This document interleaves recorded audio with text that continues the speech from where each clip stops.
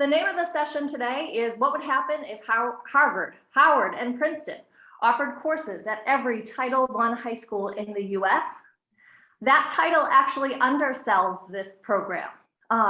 It's also courses being offered from Princeton and from Stanford and from a dozen different universities across the country. This is a program that really brings me joy. I've had the opportunity to participate in a couple of their commencements. The one from Howard University, where we had a group of students going through, and the one from Stanford University, my alma mater. Amazing, amazing. And so we have in the room a trustee from the Carnegie Corporation of New York, the former US Secretary of Education, and the president of Howard University. This is an amazing lineup for an amazing program that really is transformative for students. Kids come out of this experience believing that they can succeed at the top institutions in the United States while they're still high school students. So I'm really excited for you all to be here and get to hear a little bit more about it. And with that, I'm going to turn it over to LaVerne Srinivasan, who is a board member at Grantmakers for Education and a vice president at the Carnegie Corporation of New York. LaVerne. Thank you so much, Celine. It's a pleasure to be here, especially to talk about this incredible program. I've been so fortunate to be in conversation with Leslie from the very earliest days of her thinking and planning and designing this incredible initiative. You'll have an opportunity to hear more from me later, but let me just say that our education systems, because it isn't just one system, are highly fragmented and they are inequitable, as we all know, and were exacerbated in the wake of COVID and all of the racial injustice that we've suffered over the last couple of years and longer than that, obviously. And this program is so inspiring because it gives young people, it gives communities, it gives higher ed, everyone. There are so many stakeholders that have the potential to benefit from this program in a way that begins to heal some of these injustices and inequities that we have suffered. And that's one of the many things that I love about this program. I love the opportunity that it affords students, teachers. You'll hear so much more about that and the communities in which our young people and our teachers are teaching. It just presents an incredible opportunity, very, as we say, low barriers to entry. It really can be a place, a program that exists in every community, in every school across this country, especially every Title I school. So without that, without further ado, let me turn it over to Leslie because she's going to give you an inspiring overview of the program, and then we will continue on and I'll share more of my thoughts later. Leslie, over to you. Great. Well, thank you so much, LaVerne, and thank you again for your early thought partnership and friendship. So hello, everyone. We are going to get started. I am Leslie, the CEO and founder of the National Education Equity Lab. My background is civil rights. I was a federal civil rights prosecutor for almost a decade, and through that realized that education is the civil rights issue of our time, and that schools offer us the best lever for change and impact. And we're going to start a presentation on the Equity Lab now. So in our nation, talent is evenly distributed and opportunity is not. That is our mantra at the lab, and that is the problem that we are solving for.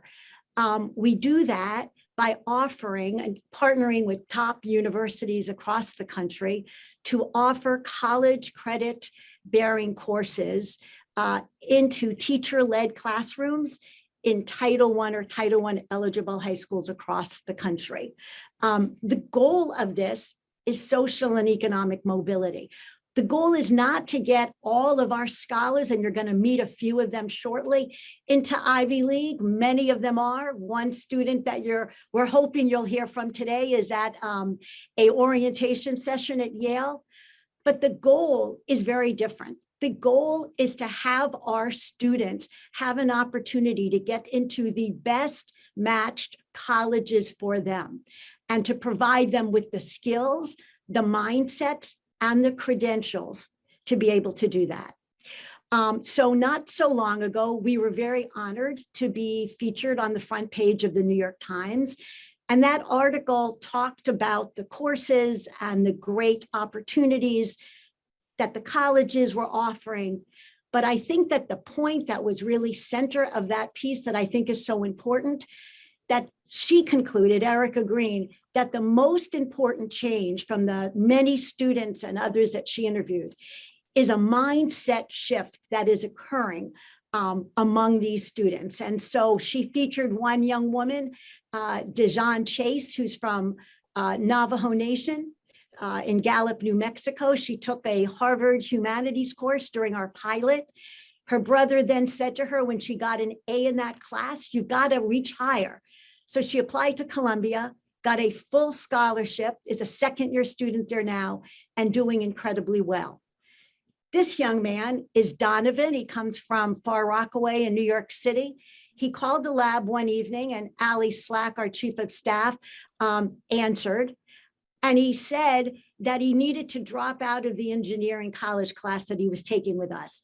No one in his family had ever completed high school, let alone college. And he just realized that he can't do this. We matched him with an advisor, and a long story short, Donovan graduated #1 in the nation in that engineering class.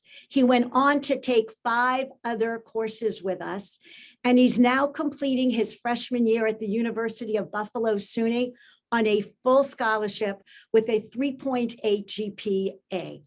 So that's our model, just as an overview. And we couldn't have gotten there without an incredibly strong board that helped us develop this model over the last few years and is helping us strengthening it on a regular basis. You're going to hear in a few minutes from 4 of our board members, and I really look forward to that conversation. So we started in 2019 with a Harvard Humanities course. And since that time, we have increased more than 5-fold the university partners. Our most recent is Spelman College and Princeton University. We are also in over 90 school districts across the country. I'm proud to say we are in 7 of the 10 largest districts in the nation, and we make a very deliberate effort to also serve our most rural populations as well. So our model, there are 5 key elements to it, and we try to keep it all quite simple. So first, we partner with colleges across the country, and those colleges offer us asynchronous credit-bearing courses for students. This is not a profit mission for our university partners. It is an equity-driven mission, and you're going to hear more about that in a few moments. Students get actual college credits and transcripts from those colleges. Number 2, at the heart of this model is the classroom teacher. To be part of our high school network, our principals and district leaders agree that this is embedded in the academic school day because we learned that was key to student success. And our teachers teach this instead of another subject. Number 3, just like in college, our universities select undergraduates or graduates that serve as teaching fellows. Those teaching fellows meet once a week on Zoom with a group of students. This was Field Brown. He is from Mississippi, getting his PhD at Harvard, and he won Teaching Fellow of the Year in our pilot and is a member of our board as well. But that part of our model, we are very quickly learning, is a key component because of the power of near peer, which is not a surprise, should not be a surprise to anyone in this room. 4, we provide computers, hotspots to any scholar that needs it. And finally, 5, we believe deeply in supports and community to level the playing field. We match our scholars with advisors that help with college advising and FAFSA. We talk a lot about careers. They meet their professors in real time for office hours that we encourage. But most important, we work our hardest to create a sense of community and belonging for all of our scholars so that they're part of the community and recognize that they belong at the best matched colleges for them. Our team, which you're going to meet a little bit later, some of them, this is what they do. This is what they support. Our team works with our university partners to help select, design, onboard, and deliver the college courses. We work and support very closely with every single classroom teacher that is part of this model. We equally work with our teaching fellows on a weekly basis. We share data with them and the teachers once a week dashboard so they can see quickly and easily how students are doing. We do data evaluation work on a regular basis, and we support our students in ways which you're going to hear more about in just a few minutes. So this model was designed for scale. I personally believe that efforts, that funders, supporters, that our nation should be very focused on efforts that can deliver at scale, given the magnitude of the challenges that our young scholars, students, kids face in our nation. So we started in 2019. And by the end of 2022, we will have reached over 10,000 students. We are in 32 states, as I said, 90 districts, and over 180 high schools. When I say design for scale, that is because the two key components don't cost much more as we scale. Number one, the asynchronous classes that the universities provide cost the same amount of money if it's in 100 classrooms or 10,000 classrooms. And our classroom teachers, the other key element here, teaches this instead of another course. So would teach literature instead of the English class. So it doesn't cost a district or a principal any additional money. We're in early stages, but our results to date are quite exciting. 84% of the students completing pass these courses and earn widely transferable college credit at no cost to them. That comes to a little under 8,000 credits that have been issued so far since 2019. 98% of our teachers reported in surveys an increased college readiness and confidence among students in their schools. 90% of our students would recommend this opportunity to their peers, and 100% of our pilot districts continue to expand with us as part of this effort. I want to pause for just a second, though, on that slide, because this effort is about economic and social mobility. That means that we want our scholars to not only access college, but complete college and to have that credential going forward. The evidence base on access and completion for early college is pretty compelling. And we stand on the shoulders of that evidence base, and we are taking that model to scale. The early reports that we are seeing from our students and that we're getting from our classroom teachers and our principals confirm that students are reaching higher. And what we're seeing, although our cohort is only in their sophomore year of school, but we are seeing preliminarily a real confidence and success in these schools. We are doing an evaluation, which we'll talk about later, and we'll be excited to share that upon completion. So what is the cost of a model like this? Typically for a university, they can charge up to $4,500 per student per course to get 3 college credits to take an asynchronous course. To be part of this, I mentioned to you earlier, universities give us their partnership at cost because it's not a profit-driven mission. And of course, the cost to our students is zero. And that's incredibly important to us because this is an education justice effort. So next steps, we have very ambitious goals, and maybe equally, if not almost as great as President Frederick's goals for the lab, which you'll hear about shortly. But our goal is that we would like to be able to reach, and we believe that we can, 25% of all Title I students in the United States over the next 2 years. And that's because of the following. 25% of all Title I schools and students come from a concentrated unit of 40 school districts. So if we could get into 40 of those school districts, we will have the opportunity to serve 25% of Title I schools. We are already in 17 of those schools. We have penetrated those districts and we are expanding. And so that's our next step. At the same time, we have an entire other bucket of effort to also expand in our rural districts across the country, which so desperately need opportunities like this. And so this is why we're asking such a bold question. This is why we are all working as hard as we are, and I know as hard as all of you in this room are. It's about our students. And we are student-centered in every single thing we do. This is from one of our opening ceremonies. We do big opening ceremonies for every course for students and their families, big closing ceremonies, the same, so that there's a ripple effect, not only for the scholar, but for their families and for other peers that are in that building.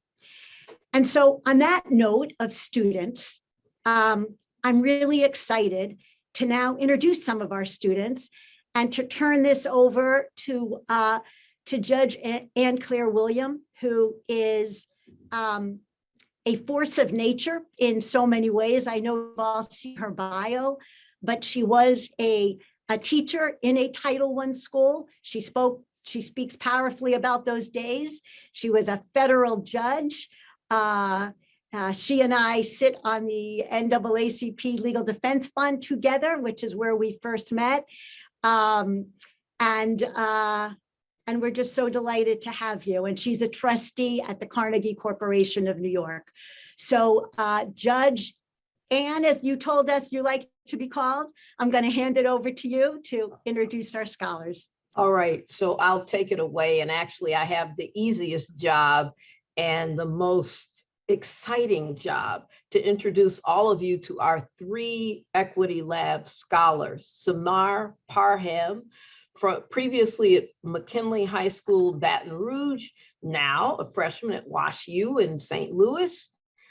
Cameron Daly, he's now in high school at Manchester High School, and hopefully Michael Santos will join us. He went to Bronx School for Law and Social Justice. He's attending Yale in the fall, and he's doing student orientation.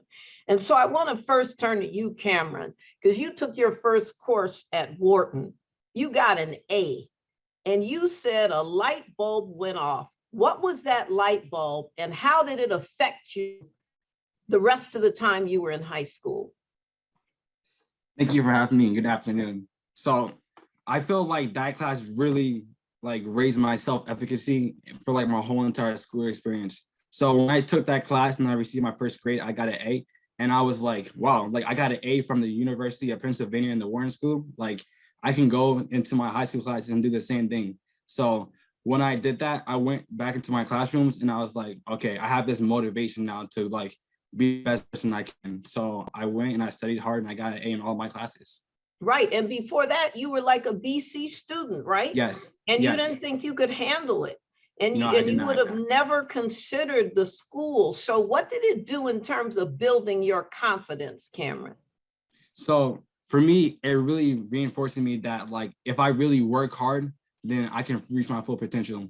And so I sat down with myself and I said, this is the University of Pennsylvania, right? And I'm really working hard at it. And it raised my motivation, not just in school, with everything. So when I went outside, I wouldn't have any anxiety. I was like, I have to be a better person for everybody and for everything and for my family. So I went home and I just worked as hard as I possibly could.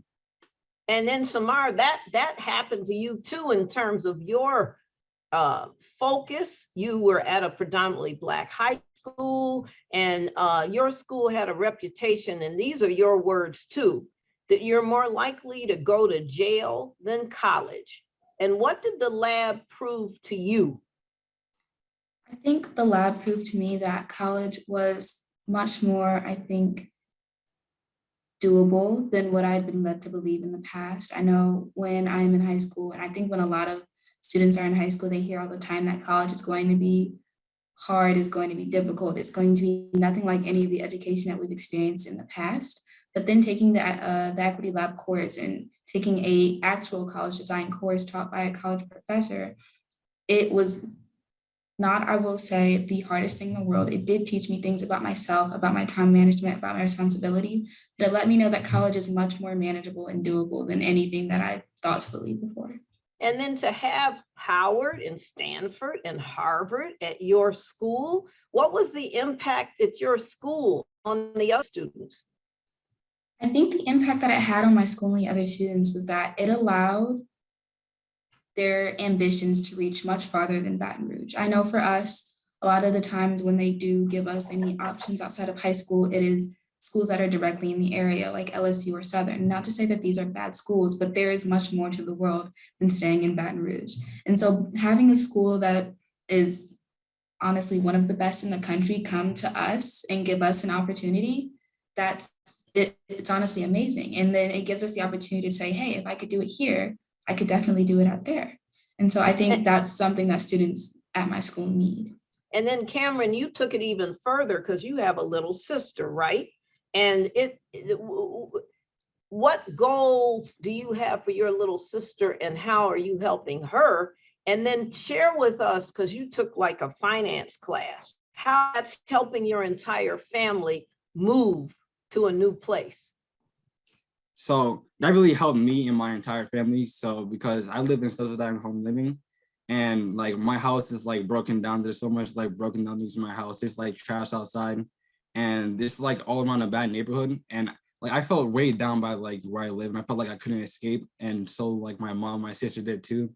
And like one day I looked at my sister and I was like, I don't want her to live here for the rest of her life. I want her to go out and reach more and be more. So I took the things I learned from the Wharton school and the personal finance class, and I sat down with my mom and I said, okay, let's break down all our finances, how much we make in a month, how much bills we have each month, and then where our expenses go. And let's see how much money we can save and how much money we need to put away in order to move and like live in a better neighborhood and in a better place for my sister and my family. And of course, the way your mother and your sister view you now, the look in their eyes, because they see the light, right? And they see the hope. And with you, Samar, your school had an AP class and you took it, but they didn't even give you the exam when it was done. So how frustrating was that? It was incredibly frustrating because a lot went into the AP classes, and to show up to school and expect to take the test and hear, oh, we never ordered you one. It's incredibly disappointing because what was the semester worth then if I can't even take the test, if I can't prove that I've learned everything that I've learned, and it will not give me the one up in college that AP is meant to do. And so it was very disappointing to have happen to me. And of course, compare that to the faculty that you've interacted with in the lab. Describe what it was like to have TAs and faculty that saw that you could do, that knew you were an A student. And by the way, you're at WashU now. Will you share with all of us, if you don't mind, what your grade point is? Right now, my GPA is at 3.8. So go ahead about the teachers and faculty.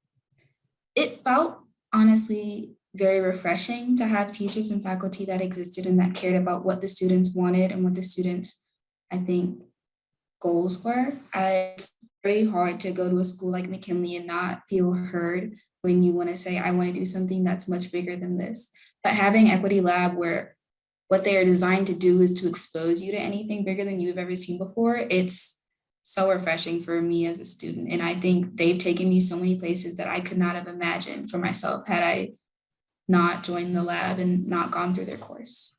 And Cameron, for you, imagine college, because it is a reality now, because you got in the University of Connecticut, you're waitlisted at Howard.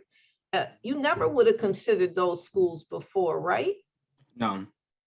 So before, I thought that I couldn't do college because my mom and my father didn't go to college. Oh, they went to college, but they dropped out in the first semester because they didn't think they can do that as well. And so I thought I would follow in their footsteps. And I really did. When I looked at I sat down with my counselor and they said, what college are you going to go to my junior year? And I said, I don't know if I can do college. And then after I took the class, I was like, of course I can do college. Just like I just did in high school. So it really motivated me. And I said, I want to try to apply to the best colleges I can. So when I get there, I'll do the best I possibly can because I did it in high school. And then Cameron, it's even beyond what you want to do in college and do your best. So in terms of what you're thinking of as a major and the impact that you could have on the community, will you share your thoughts? At least we know you have an opportunity to change and nobody's going to hold your feet to the fire. But what are you thinking about now in terms of contributing back to the community? So when I go to college, I want my major to be psychology because deep down for me, I have intrinsic motivation to help people. I personally believe that in our world, a human life is the most valuable thing that we have. And I want to spend my life helping people and helping them recover out of trauma and out of stress and helping them become the best person they possibly can. Because I felt taking that class, felt in some sort of way, they were kind of acting like psychologists, helping me reach my full potential, helping me relieve stress, giving me the knowledge to become the best person I can. So I want to replay my community and everybody in this world by providing that same thing.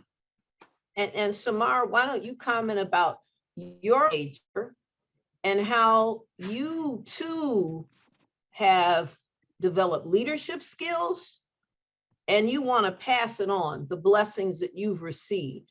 Share your thoughts on that. My major is I'm hoping to achieve a double major in economics and biology on the ecology and evolution track, just because I want to, I think, invest my time to making large corporations and entities find ways to be more environmentally conscious in ways that'll be good for them, or ways they'll gain economic incentives through it as well. So that's what my major is. I'm wanting to combine the two of them. And I think throughout this, I've gained a lot of opportunities within leadership because I think sitting here speaking is leadership. And I think that having students hear about me or see me, I think it'll be a lot for them because like I said before, I did not imagine to see myself sitting here doing this. And if I could do it, certainly someone else can. And this wasn't something that I think I asked for, but I think it was something that I very much needed. And being here is more than anything that I could imagine, honestly. And of course, you can see why, because I think, Celine, that's the end of our time. I could go on with them on and on and on. But of course, you don't want me to tear up because when you or me. Right, because when you see leaders like this, there is no question the impact that this has happened. Yes. This could give us all hope about the future. It does. That's why I started by saying this is a program that brings me joy. It really brought me joy to hear from you, Cameron and Samar. You really both have really promising futures ahead of you. So thank you for taking the time today to talk to some adults about what this program has meant to you. And thank you so much, Judge William, for coming and being a moderator with us here. All right, now I'd love to transition us. This is really a chock full agenda. I'd like to invite Arne Duncan, former U.S. Secretary of Education, Wayne Frederick, Howard University President, LaVerne Srinivasan, Vice President at the Carnegie Corporation of New York, and Henry McCance, Chairman Emeritus at Greylock and a trustee at the McCance Foundation, to join us on screen.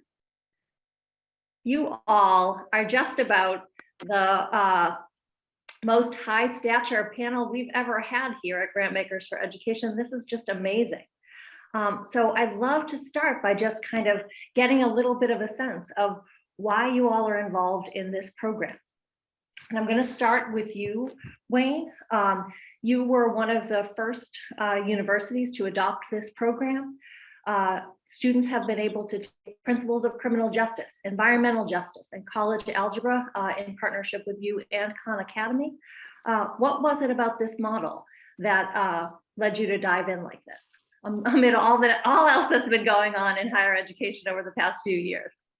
No, I appreciate it. And first, let me thank you for inviting me to such an august panel. There are a couple of things I would say. One is Howard's, I think, history legacy has always been to provide opportunity to those who otherwise wouldn't. And this is probably the most scalable opportunity that I've come across during my tenure at Howard. I mean, we have 12,000 students now. That's the largest enrollment we've had in our history. And the reality is that there are millions of students out there that benefit from this opportunity. So from a scalable perspective, it was that. And I think providing that opportunity as well. I think the last thing I'd say about it as well is I think when you look at what that does, I think the key ingredient to student success, regardless of where they start from and where they're trying to get to, is instilling confidence. There's nothing like instilling confidence in a young kid or a young person, whether or not they are confident already or question that affirmation or reaffirmation is extremely important. I think that that's the other thing that this course does, or these courses do, apart from the technical knowledge. I think they join a community that is backing them and providing them with that confidence that's so key to their success. I love it. I love it. So Arne, you called this program game changing. We don't hear that every day from a former U.S. Secretary of Education. Tell me what about it makes it game changing? Well, I think there are a couple things, and again, I think we're the war on back. The real stars of the show were the students earlier, just extraordinary. That's your most prestigious panel by far. But I'd say what I've always thought is we have all kinds of challenges, budget gaps, all those kind of stuff. I think K-12 education probably has more money today than they've ever had. So some of those things are being resolved. But what I think we're still plagued with is sort of what I call a belief deficit. And that's on two sides. That's on the part of adults who maybe don't quite believe that the kids can be successful, or poor kids or Black and brown kids or rural kids or urban kids, whatever it might be at this level. That's a challenge. And then you heard from our students earlier that often young people feel college isn't for them. And I've had lots of young people tell me college is for rich people. It's not for people like us. And so sort of breaking through that that belief gap, that belief deficit, both for our students themselves, understanding how capable they are, how successful they can be, and having adults just create the opportunities that haven't existed before. I think that's the genius of what this team is doing, just creating a set of opportunities that a couple of years ago just didn't exist. And that's why I'm so excited about this. That's why I see the potential. The scale is already interesting, but I think we're honestly still scratching the surface. That's great.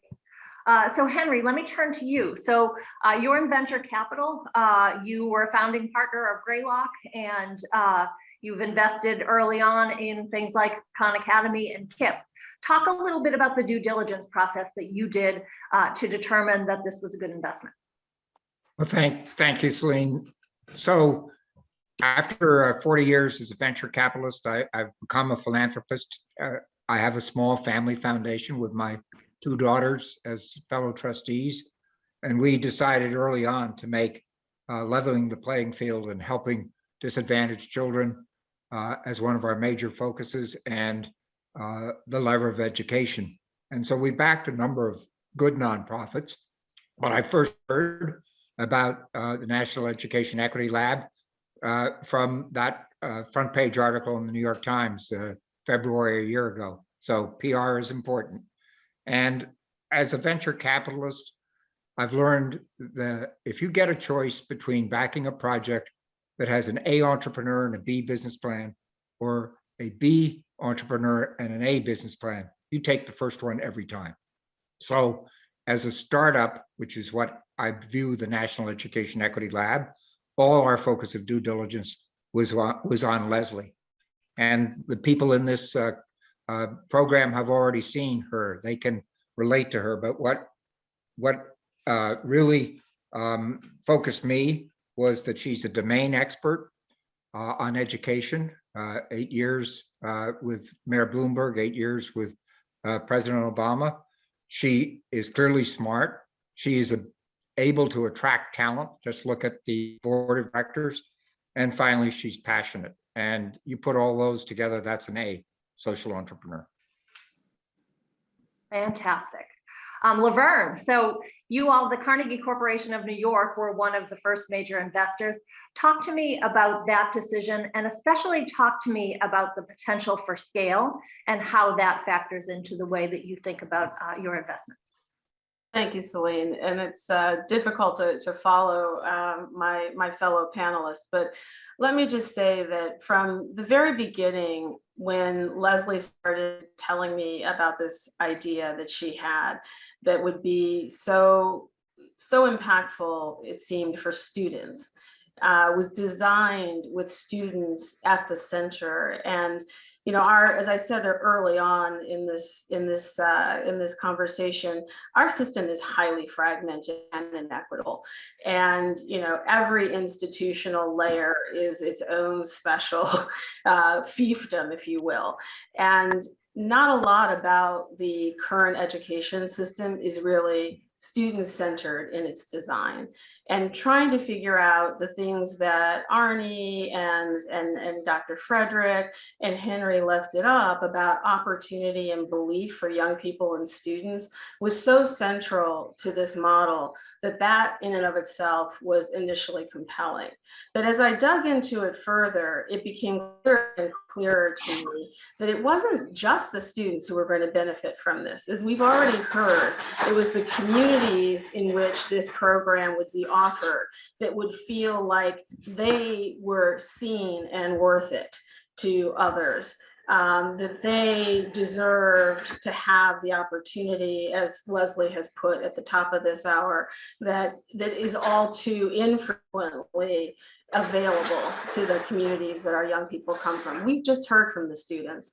I agree with Arne 100%. They are the stars here, but the opportunity for students, communities, teachers, that was another compelling, you know, we have done far too little in this country to value the teaching profession the way that we need to. And we're seeing the ill effects of that right now in terms of the shortage of teachers, the number who are burned out based on the last several years. They don't feel valued. This program offers teachers an opportunity to be a part of this rich experience as well, and to benefit from the opportunity to advance their learning. So I saw this as a multifaceted opportunity to engage all the key stakeholders in support of students. And that's why I said earlier on, there were lower barriers to entry, to scale. So the opportunity for these courses to be in every Title I school in this country is entirely possible if we get behind it and make the kind of investment and commitment with the same passion that Leslie has to make sure this program is available to every one of our students. So great. I'm going to go back to you, Dr. Frederick. So I know that you've had your hands full at the university level for the past several years. So do you feel like top universities have a responsibility to lean into the high school space as well? How do you think about that? Yeah, no, absolutely. I think we not only have a responsibility to lean into that space, but I think we've got to look at leaning into that space very differently. I think, as you just heard from LaVerne, I think there's some very creative things that we could do, and I'll give you some examples. So one of the things that I've been convinced about is that our bachelor's degrees programs in the United States should really be 3-year programs. We talk about cost of education from a loan and debt perspective, and I think that that's from a negative perspective. I think if we talk about it proactively, can we realistically get people the training they need in a shorter period of time? That's what we should look at. And so when you look at the K-12 space, I think the junior and senior year of high school opportunities to really get kids on the college track aggressively. I think that more of our K-12 opportunities should be mixed and married to our higher education opportunities. And I think if we did that, we not only shorten the time to maturation, but we take away the cost. So at Howard, we have a 3-year program for a lot of our undergrad majors, which was something that I started a few years ago. And that cuts away 25% of the cost. So I don't care how much you talk about debt. If you take away 25% of the cost, you're going to impact that. So yes, I do think we should. But the second area that we should, that again, I think LaVerne mentioned, is that I think teacher appreciation is something that we talk a lot about, but I'm not sure that we present solution. And I think with this program, for instance, having some of the courses co-taught by our higher education faculty really elevates what the K through 12 opportunity is for teachers. And I think if we then bring entrepreneurs into the space like Mr. McCance and education leaders like former Secretary Duncan, I think you have the opportunity to put bold programs in front of our legislators. For instance, I do think teachers in this country who teach in the public school system should have a different opportunity around mortgages when they get housing, around how they repay that debt. In other words, we talk a lot about trying to pay them more, when in truth and in fact, if we just made them more comfortable and they can keep their passion and dedication, I think that there are innovative ways to do that. And especially if we increase what they do by getting them on the side of not just moving kids through their GED, but getting them onto their bachelor's degrees, I think we have an opportunity to do that. And I'll say the last thing about this that I think is most impactful, which I'd go back to again, is as you build that community, because we must remember one of the things that we have to do to undo a lot of the injustices is we have to change generational wealth. You change it in one individual, it creates a catapult of pins that then fall because other people see they have an opportunity. And a lot of those individuals tend to go back into those communities and not only take care of their families, but inspire others. And so it's extremely important as well that we bring the communities around. So I participated in the graduation and seeing the parents and friends get on and the excitement they have just to hear their students or their loved one's name mentioned with a Howard University, et cetera. It's heartwarming. I mean, it's the same feeling I had when I got my degree. My grandmother got on a plane for the first time in her life to come and see me get my degree. And I think that's the kind of thing, it changes you forever. And every time I see her, I think about that moment and I think about just what that meant to her. And it becomes more appreciative with every year of life I'm blessed with. Fantastic. And we heard that in Cameron's comments too. I just want to let people know I've got a couple more questions for the panel. Then we're going to invite everyone to come back on, students and Leslie. And so throw questions into the Q&A and we're going to get to as many as possible. All right, Henry, back to you. So you talked about how important the entrepreneur is in terms of your investment. I loved that and know it to be true, but after that initial moment, you're going to look at metrics too. So what are you going to look for in the out years to make sure that this is a worthy investment? Well, I think I would say that the thing that excited me most as I dug in, and it's been mentioned by several other panelists, is this nonprofit has the ability to scale in ways that I haven't seen before. I mean, I've been involved for many years with KIPP schools, a wonderful charter school program. I've been involved with Harlem Children's Zone, another wonderful program that you all know about. But this nonprofit is touching 10,000 high school seniors with very little capital by the end of this year. That's more than KIPP school deals with in high school seniors after many years. So the scalability of this is really tremendous. You've seen the number of colleges that are offering courses this year. That's grown every year significantly. And it's my understanding that Leslie is bombarded with additional top-level colleges and universities trying to get into her program. So from the supply side, the number of great courses that can be taught is going to be easy to scale.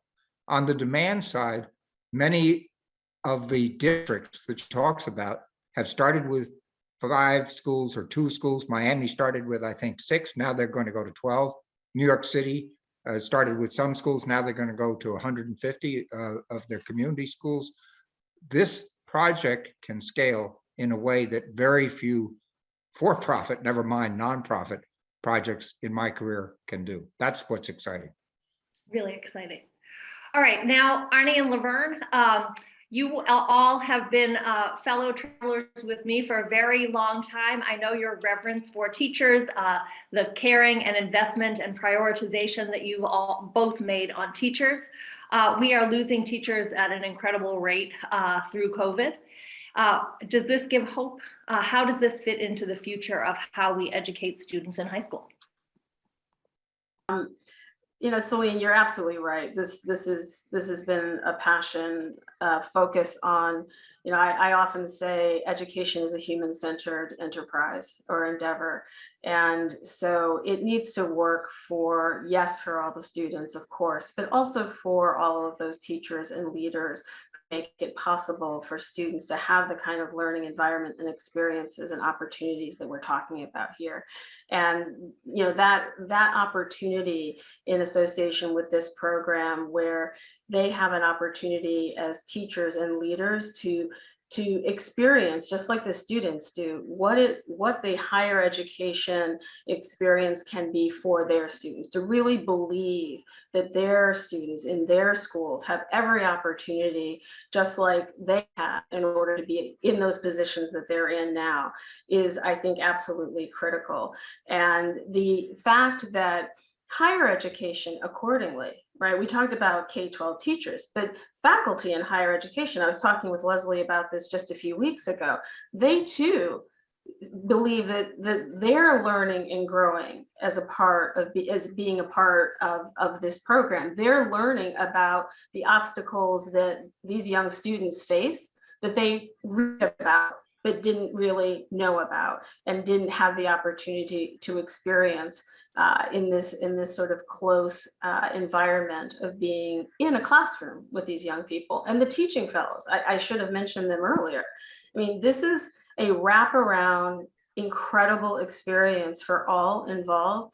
And like I said, the sooner, and I think Dr. Frederick said it well, the sooner that we can design pathways for young people that get them through their education with the experiences and the opportunities, both to learn and to develop the skills they need to be successful, that's good for our country.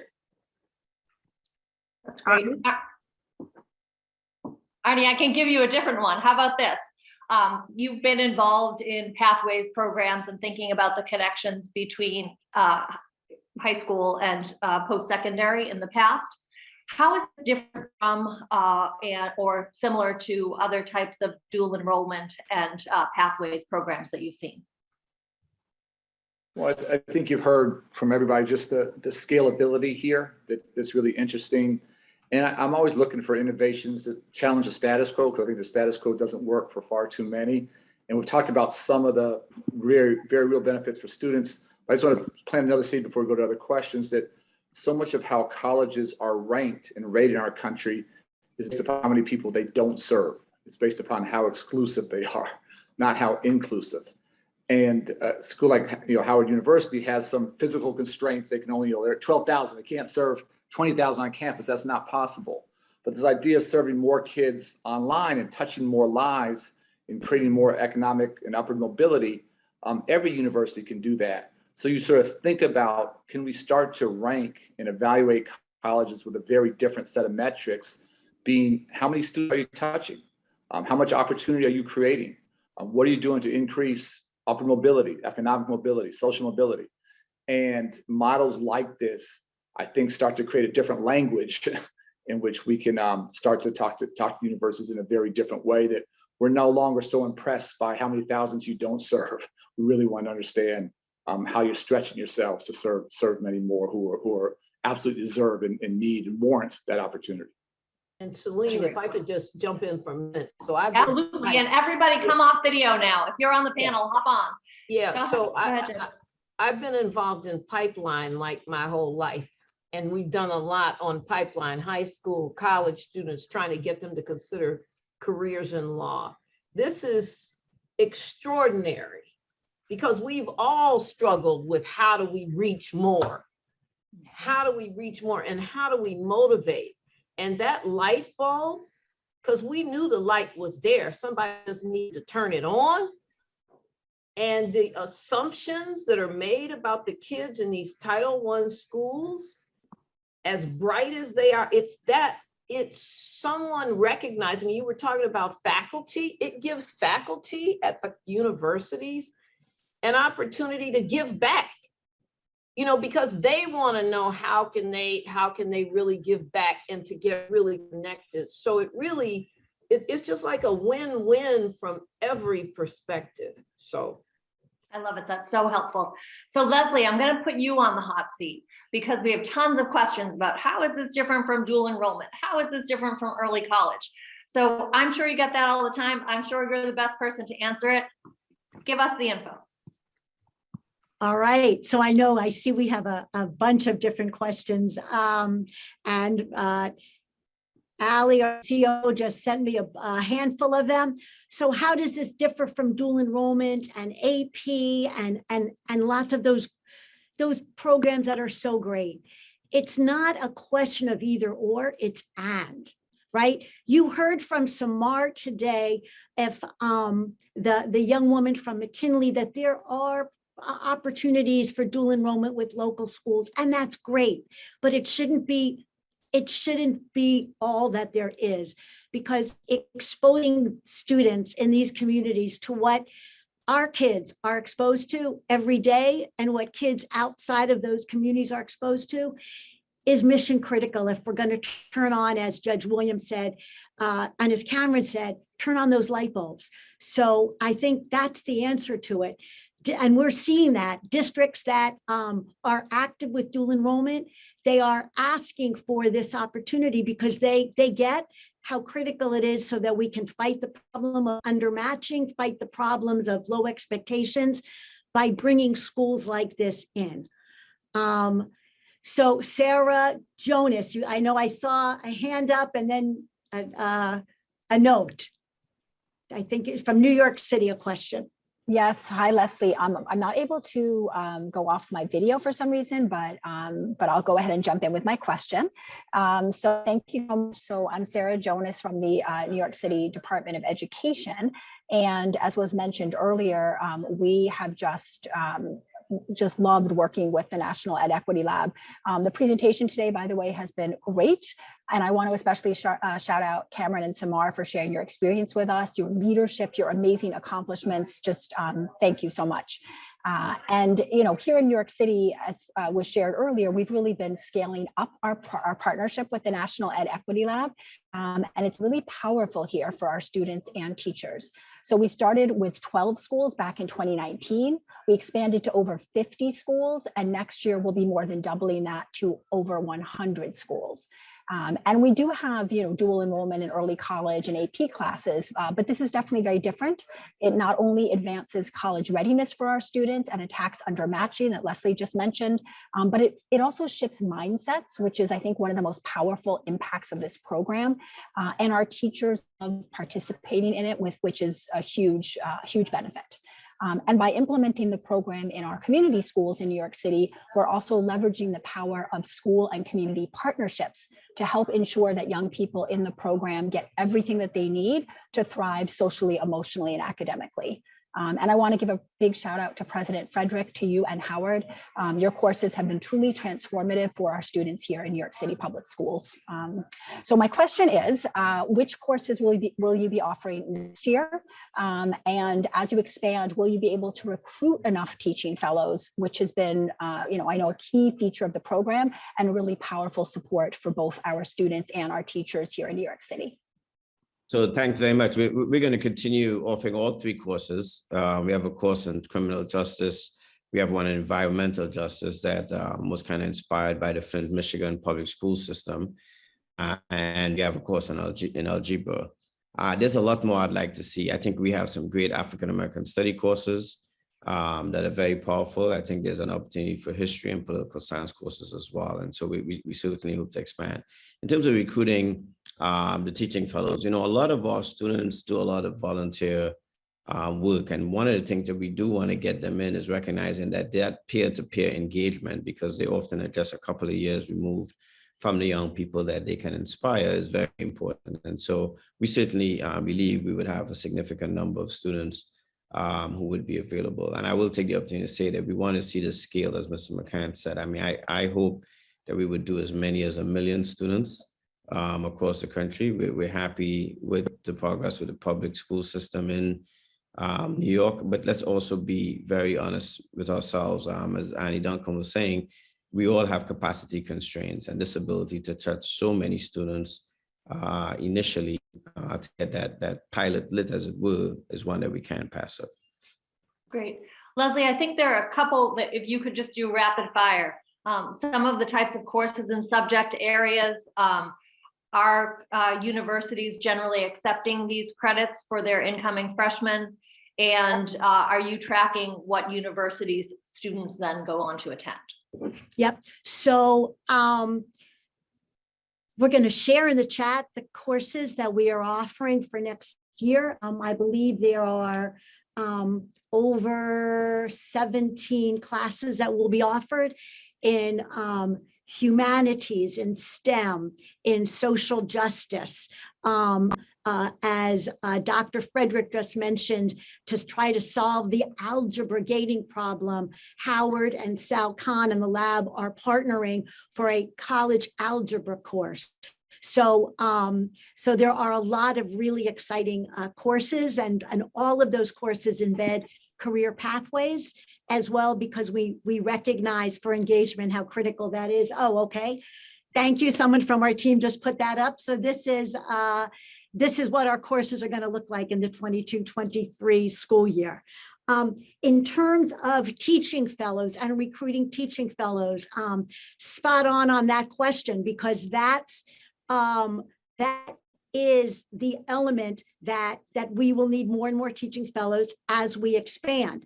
And the great news on that is, and none of us knew the answer to that when we started, but the great news is that university students, we are finding, want to roll up their sleeves and dive into opportunities like this. At your alma mater, Celine, at Stanford, we have a writing class right now, a college writing, Raise Your Voice. We needed, I believe the number was 8 teaching fellows, and we put out an invitation to undergrads and others to participate, and we got over 78 applications. So we had a wait list. And Leslie, yes. I'm going to pause you there because we're at time, and I want to give the final word to Samar and Cameron based on what you just said. So Samar and Cameron, in a couple of years, you might have the opportunity to be a teaching fellow. Do you think you would come back? Do you believe enough in the program to come back and do something like that? So me personally, I would love to do that because I want to come back and like give back to my community, because I think that the one thing that unites us or will unite us as a society to bring everyone equity is education. Because I really question, like, what is the difference between like me like being poor and like someone else who has like money, and I isolated it was education, knowledge.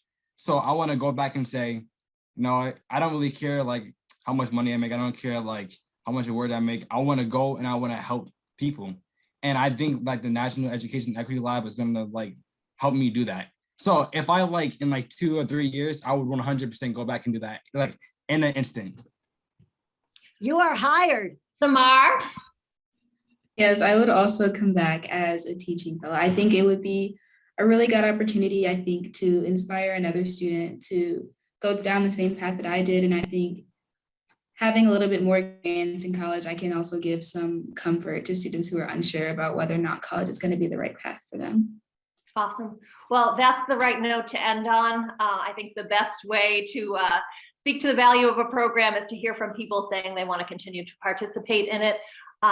Thank you all. This was an incredible hour, brought me some joy on my Monday, and I hope it did for so many other folks. We have a number of upcoming programs. Check out our website and join us when you can. Have a great rest of the day, and thank you so much, everyone. Bye-bye.